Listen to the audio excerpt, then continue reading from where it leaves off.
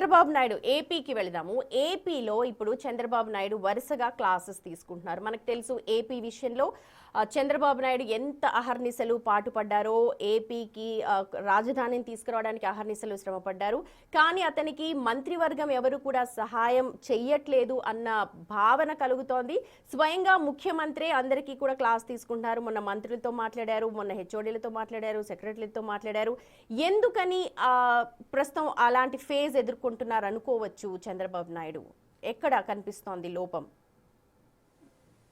సహాయము మంత్రులు సహాయం చేయడం లేదని ఎవరు అనుకోవడం లేదు. మరి మీకు ఎలా మీడియాకి ఆ పర్సెప్షన్ వచ్చిందో నాకు తెలియదు.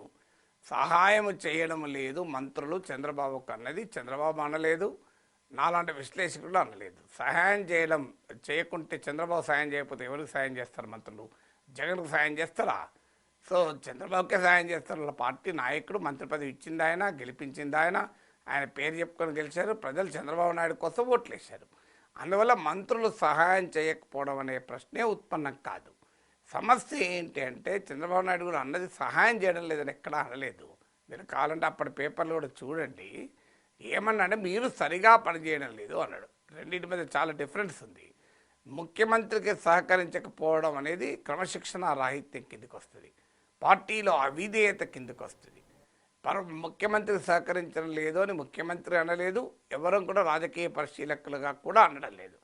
అందువల్ల సహాయం అనేది ఇష్యూ కాదు. ఇష్యూ ఏంటంటే మంత్రుల పనితీరు సంతృప్తికరంగా లేదు. రెండింటి మధ్య చాలా తేడా ఉంది. బాగా ఎఫిషియెంట్గా పనిచేసిన వాడు కూడా సహకరించకపోవచ్చు, సరిగా పనిచేయలేదంటే సరిగా సహకరించలేదని కాదు, అసలు బ్రహ్మాండంగా సహకరించిన వాడు కూడా సరిగా పనిచేయకపోవచ్చు. ద ఇష్యూ సహకారం కాదు, ఇష్యూ ఏంటంటే ఎఫిషియన్సీ. సమర్థవంతంగా మంత్రులు పనిచేయడం లేదు అన్నాడు ఆరోపణ. ఇచ్చింది కూడా తనకు సహకరించడం పైన ర్యాంకులు ఇవ్వలే, వారి పనితీరు ఆధారంగా ర్యాంకులు ఇచ్చారు, ఫైల్స్ క్లియరెన్స్ అనేది. సో అందువల్ల చంద్రబాబు నాయుడు కంప్లైంట్ ఏంటంటే మినిస్టర్స్ సరిగా ఆయన ఎక్స్పెక్టేషన్ తగ్గట్టు, సరిగా అంటే కూడా దానికి గీట్రా ఏముంటుంది, తన ఎక్స్పెక్టేషన్కు తగ్గట్టుగా మంత్రులు పర్ఫామ్ చేయడం లేదు చాలామంది మంత్రులు అన్నది ఆరోపణ. దానికి తోడు మంత్రులే కాదు ఎమ్మెల్యేలకు కూడా సరిగా జనంలోకి వెళ్ళడం లేదు, జనం వ్యతిరేకించే కార్యకలాపాల్లో ఉంటున్నారు. ఇప్పుడు మీకు అంతకుముందు నారాయణ పైన ఆంధ్రజ్యోతిలో కథనం వచ్చింది, అక్రమార్లకు అండగా నారాయణ పేషేని. నిన్న రాంప్రసాద్ రెడ్డి పైన ఆంధ్రజ్యోతిలో కథనం, ఏది కావాలన్నా డబ్బులు ఇవ్వాలి అని. ఇలా మంత్రులు ఎమ్మెల్యేలు పార్టీ ఆశించిన దానికి భిన్నంగా సొంత సామ్రాజ్యాలు ఏలుకొని పాలిస్తున్నారు. ఇది ప్రజల్లో పార్టీ పట్ల వ్యతిరేకతను పెంచుతుంది అన్నది చంద్రబాబు నాయుడు రెండవ ఆరోపణ. సో అందువల్ల మంత్రులు సహాయము సహకారం ఇష్యూనే కాదు, సామర్థ్యము అలాగే వారు అవినీతికి దూరంగా ఉండరా లేదా అనేది. అయితే ఇక్కడ సమస్య ఏంటి అంటే ఇది జగన్ అనాల్సింది చంద్రబాబు అంటున్నాడు, అది ఇంట్రెస్టింగ్ థింగ్స్. సాక్షిలో రావాల్సింది ఆంధ్రజ్యోతిలో వస్తుంది, అది ఇంట్రెస్టింగ్ థింగ్. అక్కడ ఒక క్వశ్చన్ ఏమొస్తుంది, ఎందుకు మరి చంద్రబాబు వీళ్ళని కంట్రోల్ చేయలేకపోతున్నాడు అని. సో కంట్రోల్ చేయలేకపోతున్నాడు ఒకవైపు, మరోవైపు ఏమో వాళ్ళను పనిచేయడం లేదు, మంత్రులు పనిచేయడం లేదు, అధికారులు పనిచేయడం లేదు, ఎమ్మెల్యేలు పనిచేయడం లేదు, నేనేమో 24 గంటలు పనిచేస్తున్నాను. ఇది ఎప్పటికీ చెబితే బహుశా చంద్రబాబు నాయుడు వ్యూహం ఏంటంటే ఎమ్మెల్యేల పట్ల ఏమైనా యాంటీ ఇన్కంబెన్సీ ఉన్నా తనను సీఎం చేయడం కోసమైనా వీళ్ళకి ఓట్లేస్తారని. సరిగ్గా జగన్ ఇదే తప్పు చేశాడు. జగన్ కూడా ఊహించింది ఏంటంటే తనపైన వ్యతిరేకత ఏం లేదు, ఎమ్మెల్యేల పైన వ్యతిరేకత ఉందని చెప్పి వాళ్ళను ఓ కాన్స్టిట్యూన్సీ నుంచి ఓ కాన్స్టిట్యూన్సీకి మార్చాడు. ఏం జరిగింది, 11 సీట్ల పరిమితమయ్యాడు. అందువల్ల మీకు యాంటీ ఇన్కంబెన్సీ అనేది కాన్స్టిట్యూన్సీ లెవెల్ ఉంటుంది, స్టేట్ లెవెల్ ఉంటుంది. ఈ రెండు విడివిడిగా ఉండవు.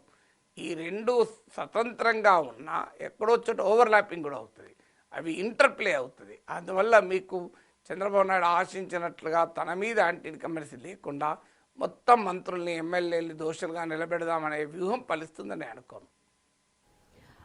ఎందుకు కంట్రోల్ చేయలేకపోతే? ఇంతకుముందు చంద్రబాబు నాయుడు అంటే ఆకస్మిక తనిఖీలు ఉండేవి, సడన్ సర్ప్రైజ్ విజిట్స్ చేసేవాళ్ళు, అందరినీ కంట్రోల్. ఎందుకు అంటారు కంట్రోల్? మీరు అన్నారు కదా, ఎందువల్ల అనుకోవచ్చు? సర్ప్రైజ్ విజిట్స్ను అధికారులను కంట్రోల్ చేసేందుకు ఉపయోగపడుతుంది. మంత్రులు ఎమ్మెల్యేల దగ్గర సర్ప్రైజ్ విజిట్స్ ఏముంటాయి చెప్పండి? మంత్రుల ఆఫీసులకి అయితే సర్ప్రైజ్గా సీఎం పోడు కదా. సో సర్ప్రైజింగ్ విజిట్ అనేది ప్రభుత్వ కార్యాలయాల్లో ఉంటుంది ఎక్కడైనా. మీకు మంత్రులు ఎమ్మెల్యేలు సర్ప్రైజ్ విజిట్లతో దారికి రారు. వారిపైన ఏదైనా చర్య తీసుకుంటే దారికి వస్తారు. కానీ చంద్రబాబు నాయుడు 164 సీట్లున్నా కూడా చర్య తీసుకోవటానికి వెనుకాడుతున్నాడు. అది ఫండమెంటల్ క్వశ్చన్. సర్ప్రైజ్ తనిఖీలు వీటి వల్ల తేలేది కాదు. సర్ప్రైజ్ తనిఖీలు ఎక్కడ ఉపయోగపడుతుందంటే ఏదైనా గోడౌన్లలో మీకు నిత్యావసర వస్తువులు దాచిపెట్టుకుంటే, అక్రమ వ్యాపారాలు జరుగుతుంటే, లేదు ఒక గవర్నమెంట్ డిపార్ట్మెంట్లో ఎంప్లాయీస్ సరిగా టైంకు రాకపోతే అప్పుడు ముఖ్యమంత్రి సర్ప్రైజ్ విజిట్స్ ఇంపాక్ట్ క్రియేట్ చేస్తాయి. మంత్రులు ఎమ్మెల్యేల పనితీరు విషయంలో విజిట్స్తో సంబంధం లేదు. ఎక్కడికైనా విజిట్ చేస్తాడు. ఇష్యూ ఏంటి అంటే వారు తమ వైఖరి మార్చుకుంటలేరు, ప్రజల్లో ఆ స్థాయిలో తిరగడం లేదు, ప్రైవేట్ ఇంట్రెస్ట్లు పెరిగిపోయాయి. మీకు టీడీపీ కుటుంబ భాషలో చెప్పాలంటే ఇంటాక్సికేటెడ్ విత్ పవర్ అన్నాడు ఆయన పదం. చాలా ఇంట్రెస్టింగ్ వర్డ్ వాడు. ఇంటాక్సికేటెడ్ విత్ పవర్ అంటే అధికారం అనే మత్తులో తెలుగుదేశం ఎమ్మెల్యేలు తూలుతున్నారు అన్నాడు. సో ఇది ఏబిఎన్లో అన్నమాట, ఎక్కడో కాదు మళ్ళీ. సో అందువల్ల అధికార మత్తులో ఎమ్మెల్యేలు తూలుతున్నారు. అందుకే తాను కంట్రోల్ చేయలేకపోతున్నాడు కనుకనే తన మీడియాలో కథనాలు వస్తున్నాయి.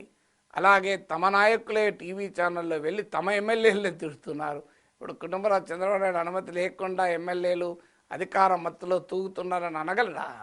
సో అది అందువల్ల మీడియాలో లీక్లు ఇవ్వడము. ఇప్పుడు చంద్రబాబు నాయుడు మంత్రులకు తలంటాడు, ఎమ్మెల్యేలు తలంటాడు. అది మీడియాలో ఎందుకు వచ్చింది, ఎట్లా వచ్చింది, ఎవరెవరు చెప్తూనే వచ్చింది కదా. మంత్రులు తమను చంద్రబాబు తిట్టాడని చెప్పుకోరు కదా.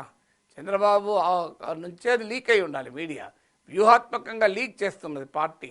అంటే ఎందుకు లీక్ చేస్తుంది అంటే వీళ్ళంతా పనిచేస్తలేరు, చంద్రబాబు నాయుడు అద్భుతంగా పనిచేస్తున్నాడు, లోకేష్ అద్భుతంగా పనిచేస్తున్నాడు, కొంతమేరకు పవన్ కళ్యాణ్ కూడా అని ఒక పబ్లిక్ పర్సెప్షన్ క్రియేట్ చేయడానికి పార్టీ పనిచేస్తుంది. లేకపోతే ఇంత లీక్ అయితే ఎవరిపైన యాక్షన్ తీసుకున్నారా? ఈ ఇన్ఫర్మేషన్ ఎట్లా లీక్ అయింది అని ఎవరన్నా మీకు మంత్రులకు నేను చెప్తే బయటకు ఎట్లా వచ్చింది అని చంద్రబాబు నాయుడు ఎవరన్నా మంత్రులు అడిగాడా? మీరు చూడండి. నిజంగానే అది మంత్రులు లీక్ చేసి ఉంటే చంద్రబాబు నాయుడు ఊరుకుంటాడా? పార్టీ ఊరుకుంటుందా? సో అందువల్ల ఈ పార్టీ వారిపైన క్రమశిక్షణ చర్య తీసుకొని దారిలో పెట్టాల్సింది పోయి వారిని మీడియాలో బదనాం చేసి వారిని బహిరంగంగానే ప్రజల ముందు దోషులుగా నిలబెడితే వాళ్ళు దారికి వస్తారా? ఎటుపట్లే దారికి రారు కదా. అది ఫండమెంటల్గా అక్కడ ప్రాబ్లం వస్తుంది. అంటే తాను దారిన పెట్టలేక జనం ముందు దోషిగా నిలబెట్టి పార్టీ ఎమ్మెల్యేలను వాళ్ళని మారుద్దామని చంద్రబాబు నాయుడు చూస్తున్నాడు. అది ఘోరంగా ఫెయిల్ అవుతుంది. ఎందుకంటే సొంత నాయకుడే వాళ్ళను మీరు దొంగలు అని అంటుంటే, అవినీతి పరులను అంటుంటే మిగతా వాళ్ళు ఎందుకన్నారు? ప్రతిపక్షాలకు ఆయుధం కాదా? సో మీకు సొంత అనుకూల మీడియాలోనే కథనాలు వ్యతిరేకంగా పార్టీ ఎమ్మెల్యేల పైన వస్తుంటే జనమంతా పిచ్చోళ్ళ నమ్మరా జనం. సో అందువల్ల అల్టిమేట్గా కంట్రోల్ చేయాల్సిన చంద్రబాబు ఎందుకు కంట్రోల్ చేయడానికి మీరు అనే ప్రశ్న ఉత్పన్నమవుతుంది. ఇప్పుడు ఉదాహరణ మీ తిరువూరు ఎమ్మెల్యే శ్రీనివాసరావు ఎంపీ కేశినేని నాని పైన తీవ్రమైన ఆరోపణలు చేశారు. మామూలు ఆరోపణలు కాదు. వైసీపీ రేషన్ మాఫియా డబ్బులు ఇస్తే మేము వైసీపీ కౌన్సిలర్లను కొని టీడీపీలోకి తెచ్చుకున్నాం, ఇది ఆరోపణ. మా ఎంపీకి వైసీపీ మద్య మాఫియాతో సంబంధాలు, ఇసుక మాఫియాతో సంబంధాలు ఆరోపించారు. అప్పుడు చంద్రబాబు నాయుడు ఎక్కడో దుబాయ్లో ఎక్కడున్నా, నేను వచ్చాక చూస్తా, శ్రీనివాసరావు నువ్వు కూడా మాట్లాడాల్సిన అవసరం లేదు, నేనే పిలిపించి మాట్లాడతా అన్నాడు. ఓ క్రమశిక్షణ సంఘం ముందుకు వచ్చిండ్రు, వాళ్ళు చెప్పారు ఏమైంది ఇన్ని రోజులు ఎవరిపై చర్య తీసుకున్నారు? ఓ ఎమ్మెల్యేపై చర్య తీసుకోలే, ఎంపీపై చర్య తీసుకోలే. పోనీ వాళ్ళు ఎవరైనా తాము ఎమ్మెల్యే శ్రీనివాసరావు తాను ఆరోపణలు ఉపసంహరించుకున్నాడా?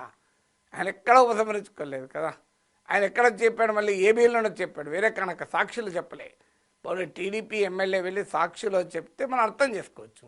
టీడీపీ ఎమ్మెల్యే వచ్చి ఏబీఎల్లోనే చెప్పాడు తన ఎంపీ పైన. టీడీపీ ఎమ్మెల్యే టీడీపీ ఎంపీ పైన తీవ్రమైన ఆరోపణలు గంట సేపు ఉపన్యాసంలాగా సాగిన ఏబిఎన్ ఇంటర్వ్యూలో చెప్పాడు.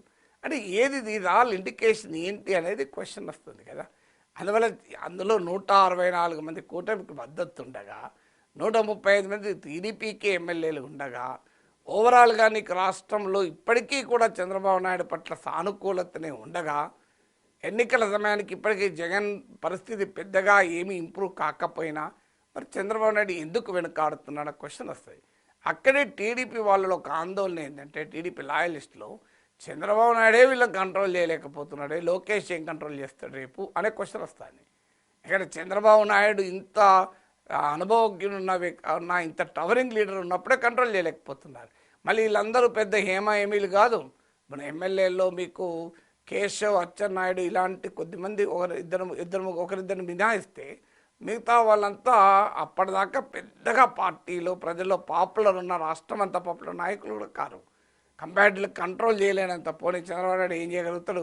వీళ్ళు ఏకమేకే కూర్చున్నారంటే అది కాదు. సీనియర్లందరినీ పక్క పెట్టారు. యనమల రామకృష్ణుడు, సోమిరెడ్డి చంద్రమోహన్ రెడ్డి, గోరంట బుచ్చయ్య చౌదరి, సీనియర్లంతా హేమీలందరినీ పక్క పెట్టాడు కదా. దేవినేని ఉమా అందరినీ పక్కగా పెట్టారు కదా. అంత కొత్త వాళ్ళని తీసుకున్నాడు.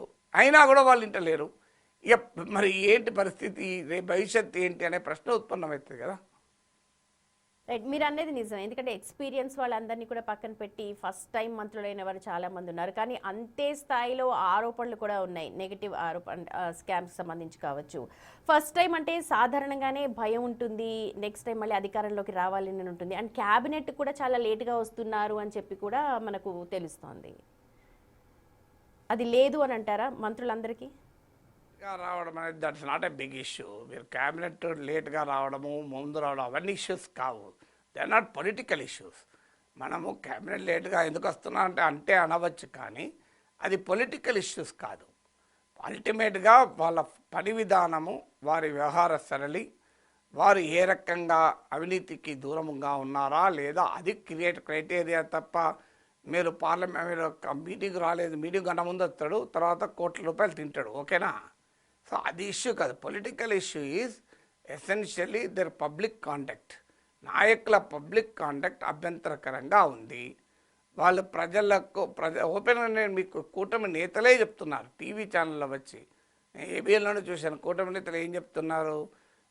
ఓపెన్గా చెప్తున్నారు, మేము డబ్బులు ఉంటేనే మాకు టికెట్లు ఇచ్చారు, డబ్బులు ఖర్చు పెట్టుకుంటామంటేనే టికెట్లు ఇచ్చారు, మళ్ళీ నెక్స్ట్ ఎలక్షన్లో డబ్బులు ఖర్చు పెట్టుకోవాలి, సంపాదించకపోతే ఎట్లా? మీరు ఊర్లలోకి వెళ్ళండి, మా పార్టీ నాయకులకు ఎవరికి ఎంత ముడుతోంది, ఎక్కడ ముడుతోంది అని చెప్తారు. ఇది ఓపెన్గా జనసేన నాయకుడు శివశంకర్ చెప్పింది, నేను చెప్పేది కాదు. మీకు నాగభూషణం బీజేపీ నాయకులు చెప్పింది, బహిరంగానే చెప్తున్నారు వీళ్ళు. కూటమి నేతలు పోనీ వైసీపీ నేతలు చెప్తే మనం నమ్మలేము, సాక్షులు వస్తే మనం నమ్మలేము. కూటమి నేతలే చెప్తున్నారు, ఆంధ్రజ్యోతిలో వస్తున్నాయి ఇవన్నీ, వేరే చోటేం కాదు. సో అంటే ఇవి నిజమని ఖచ్చితంగా తెలుస్తున్నాయి కదా.